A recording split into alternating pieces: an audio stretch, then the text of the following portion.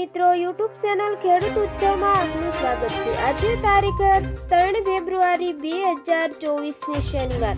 જોઈએ આજે ડુંગળીના તમામ માર્કેટ યાર્ડના તાજા બજાર ભાવ। તે પહેલા ચેનલમાં નવા હો તો ચેનલને સબસ્ક્રાઇબ કરી લેજો। ભાવનગરના માર્કેટ યાર્ડમાં ડુંગળીની મબલક આવક થઈ છે, પરંતુ માર્કેટ યાર્ડની અવ્યવસ્થાને પગલે ખેડૂતોમાં રોષનો માહોલ સર્જાયો છે। એક તરફ ભાવનગર માર્કેટિંગ યાર્ડમાં રેકોર્ડ બ્રેક ગણી શકાય તે રીતે એક જ દિવસમાં ડુંગળીની 3 લાખ ગુણની આવક થઈ હતી।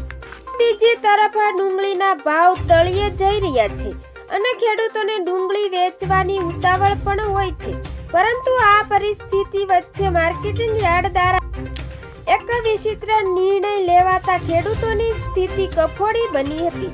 ખેડૂતોનો આક્ષેપ છે કે યાર્ડ મેનેજમેન્ટ જૂના યાર્ડમાં પહેલા હરાજી કરવાનો નિર્ણય લીધો, જેને લીધે જૂના યાર્ડમાં મોડી આવેલી ડુંગળીની હરાજી પહેલા થશે।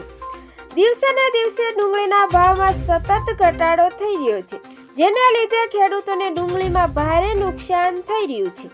તો મિત્રો, જોઈએ આજે ડુંગળીના તમામ માર્કેટ યાર્ડના બજાર ભાવ।